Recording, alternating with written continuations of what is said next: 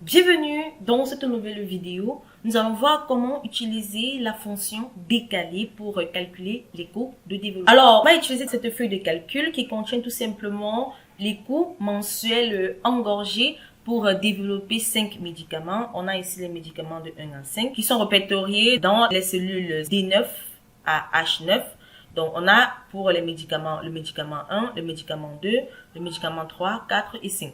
Donc, cette feuille de calcul, en fait, contient des coûts mensuels engagés pour développer 5 médicaments. Et pour chaque médicament, on a également le nombre de mois requis pour terminer chaque phase. Donc, il est important de savoir également que chaque médicament est développé sur 3 phases, encore développé par 3 étapes de développement. Donc, on a 3 phases. Donc, cette feuille de calcul contient donc des données, des coûts mensuels engagés pour développer 5 médicaments. Et pour chaque médicament, le nombre de mois requis pour terminer chaque phase sous un ensemble de données, comme vous pouvez le constater. Alors, l'objectif ici est de déterminer pour chaque médicament le coût total encouru lors de la phase de développement. Dans les cellules D4 à D6, on va donc calculer les coûts de développement totaux pour les phases 1 à 3 pour le médicament 1. Et on va calculer également les coûts de la phase 1 pour le médicament 1 en utilisant une référence de cellules AD10. On va utiliser une référence de cellules AD10 avec des lignes déplacées et des colonnes déplacées égales à 0. Alors, la définition d'une hauteur serait également égale à 0 et le nombre de mois dans la phase 1 et la largeur égale également à 1 va capturer tous les coûts de la phase 1.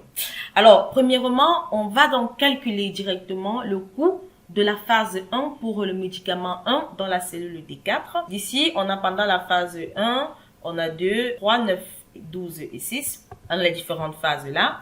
Donc maintenant, on va calculer le coût de la phase 1 pour le médicament 1 dans la cellule D4 avec la formule. Vu qu'il s'agit ici de calculer le coût total, on va utiliser la fonction somme dans cette formule. Également, combinée avec la fonction décalée. Alors, comme je l'ai dit tantôt, on veut utiliser ici la référence qui serait tout simplement la cellule D10, comme je l'ai dit tantôt. La cellule D10, autant pour moi, le médicament 1, voilà. Ensuite, on va entrer donc, comme je l'ai dit, le numéro de ligne à 0, autant pour moi, le numéro de colonne également à 0. Et la cellule D1 serait représentée comme la hauteur, qui est de 2. Et enfin, la largeur serait à 1. Donc, lorsqu'on a terminé, on peut fermer les parenthèses et cliquer sur Entrée. Et cela renvoie comme coût total de la phase 1, qui est tout simplement de 110. Ensuite, dans la cellule D5, on va calculer le coût total de la phase 2 pour le médicament 1 en utilisant effectivement la même formule, en utilisant effectivement les mêmes fonctions, autant pour moi. La fonction somme qu'on va combiner avec la fonction décalée. Alors ici, la référence, comme je l'ai dit, c'est la cellule D10. Le numéro de ligne, cette fois, passe tout simplement à la cellule D1, toujours. Et enfin, le numéro de colonne à 0, cette fois, la hauteur à D2 et enfin, la largeur à 1. Et là, je peux fermer mes parenthèses et cliquer sur Entrée. Et le coût total pour la phase 2 est de 142. Cela signifie tout simplement que on décale tout simplement dans cette formule, on calcule la somme des références dans la fonction décalée avec la référence des 10, D1 pour la ligne, 0 pour la colonne, D2 pour la hauteur et 1 pour la ligne. On commence donc avec la référence des cellules D10 dans cette formule, qui est le premier mois du coût, et descendre le nombre de lignes égal à la longueur de la phase 1. C'est la raison pour laquelle on entre D1. Cela donc vous ramène au début de la phase 2. On règle également la hauteur à une valeur dans la cellule D2 qui garantit que vous incluez tous les coûts de la phase 2. Donc ensuite, la largeur sera tout simplement 1 et puis on clique sur Entrée. Dans la cellule C6, on va donc trouver le coût total de développement pour la phase 3 pour le médicament 1 en utilisant effectivement la même formule, pratiquement la même formule.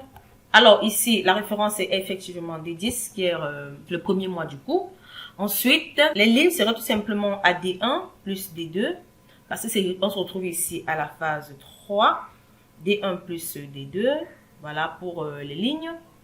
Ensuite, pour les colonnes, on reste dans la même colonne, 0. Et la hauteur c'est D3, qui représente la troisième phase.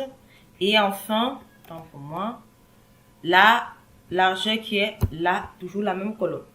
Alors, je ferme ma parenthèse pour expliquer ce petit bout, cette formule. Donc, dans cette formule, on commence à partir du premier mois de vente et on descend le nombre de lignes égal au temps total nécessaire pour les phases 1 et 2. Cela nous amène donc au début de la phase 3 où, dans la cellule D3, on totalise le nombre de lignes pour capturer les coûts de la phase 3. Donc, voilà un peu comment cela fonctionne. On a tout simplement le coût total pour la phase 3 qui est de 234. Maintenant, en copiant tout simplement ces différentes formules jusqu'à de E4 à H6, autant pour moi, on calcule donc les coûts total pour la phase 1 à la phase 3 pour les médicaments 2 à 5.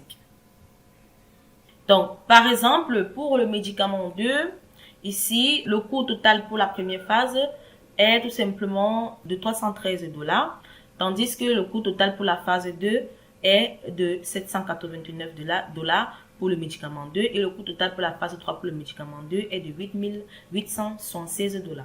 Donc voilà, j'espère que vous avez compris comment utiliser la fonction décalée pour calculer les coûts de développement des phases 1 à 3. J'espère que vous avez aimé la vidéo. Nous allons nous retrouver très prochainement dans une nouvelle vidéo.